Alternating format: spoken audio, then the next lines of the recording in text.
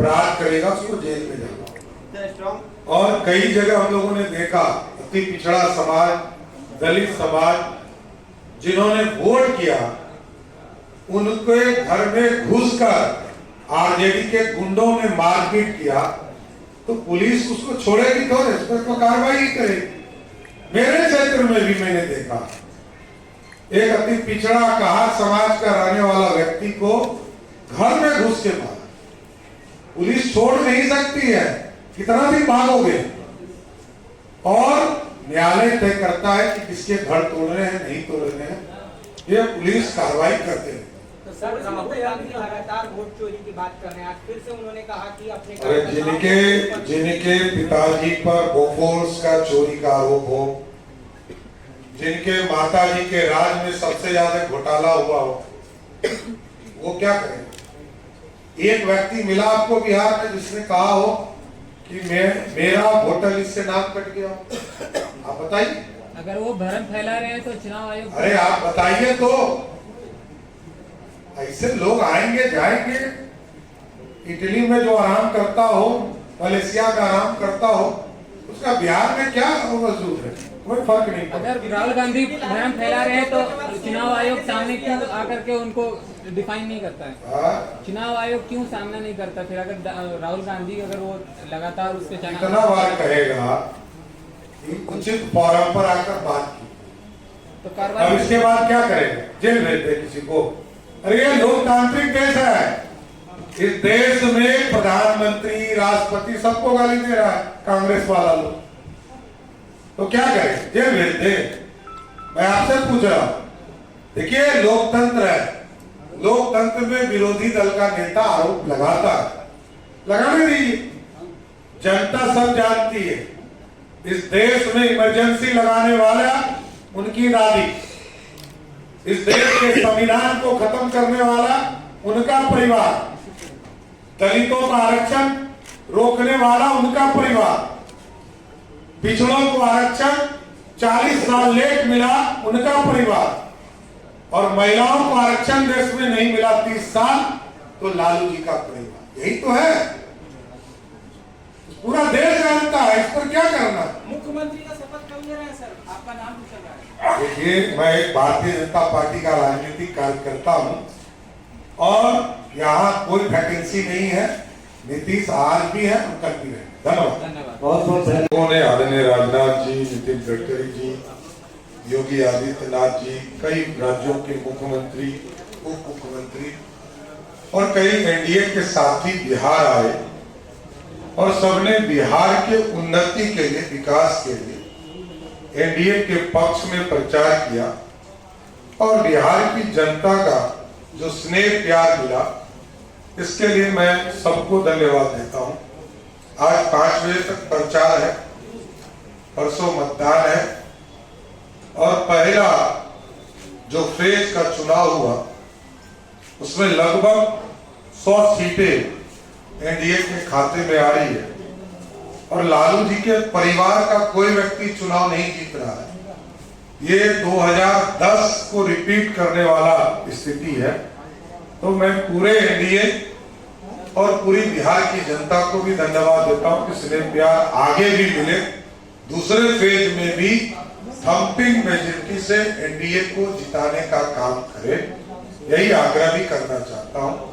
और जब हम लोग रैलियों में जाते थे तो यह स्पष्ट लगता था कि बिहार में लालटेन युग समाप्त हो गया। और लालटेन युग इसलिए समाप्त हो गया कि जनता ये कहती है कि ना दुकान में मिलती है लालटेन, ना किसी के घर में।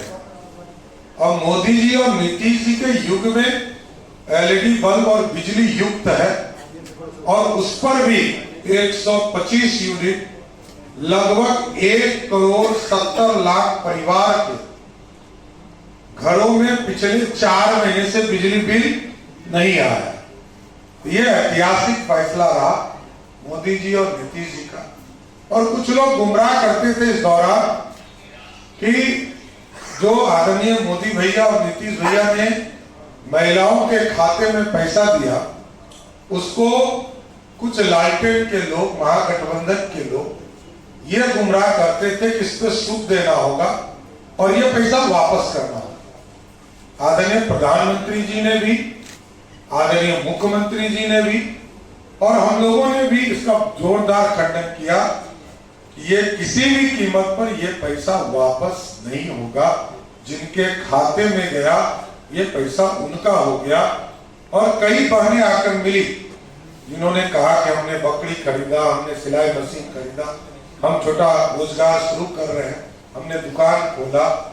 ये ऐतिहासिक फैसला है। इसलिए एनडीए ने युवाओं के लिए रोजगार की चिंता किया, महिलाओं के लिए उनके रोजगार की चिंता किया, उनको उद्यमी बनाने का शुरुआत किया।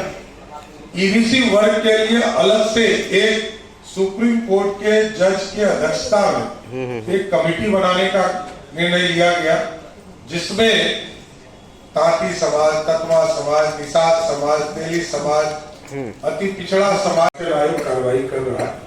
तो राज्य सरकार का स्पष्ट मानना है कहीं भी कोई यदि दिक्कत है तो निर्वाचन आयोग एकदम सख्ती से सख्ती कार्रवाई करेगा। आज तेजस्वी यादव का जन्मदिन है और उससे पहले ही राजश्री यादव हो या फिर राजद के कार्यकर्ता हो, उन्होंने कहा कि ये भावी मुख्यमंत्री हैं और इन्हें जन्मदिन की बधाई। देखिए, जन्मदिन की बधाई तो सबको देनी चाहिए, इसमें कहीं तो मत नहीं, लेकिन ये लोकतंत्र है, राजतंत्र नहीं। उनके आदरणीय पिताजी लालू प्रसाद जी जो पंजीकृत अपराधी हैं, वो स्वयं कहते थे कि रानी के पेट से राजा नहीं पैदा होगा। ये लोकतंत्र है। इसलिए लोकतंत्र में जनता तय करती है कि राजा कौन। अभी कांग्रेस नेता ने कहा कि वर्तमान जो अभी उप मुख्यमंत्री अपने सामान को पैक करने में लगे हैं। पवन खेरा ने बोला है। और इनको बेचारे को कहाँ क्या पता है। बिहार का लोकतंत्र है। वैसे भी मैं अपने घर में ही रहता हूँ, सरकारी घर में नहीं रहता, बेचारे को पता नहीं होगा।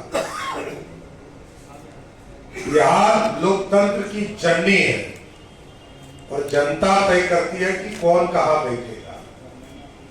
ये गांधी परिवार का सत्ता थोड़े है कि माता जी भी सुपर पावर, पिताजी भी प्रधानमंत्री, दादी जी 13 साल प्रधानमंत्री, दादी के पिताजी 17 साल प्रधानमंत्री, अब तब भी राहुल गांधी बैठ के रो रहे हैं। यही है ना, सब पाप का हिसाब जनता लेगी। 55 साल तक कांग्रेस पार्टी ने भारत को लूटा है। पिछड़ों को आरक्षण नहीं दिया, दलितों का आरक्षण का विरोध किया। कांग्रेस पार्टी ने कभी सवर्णों को आरक्षण नहीं दिया। सबका हिसाब जनता करती है। हम आरक्षण मंडलवादी भी हैं और कमंडलवादी।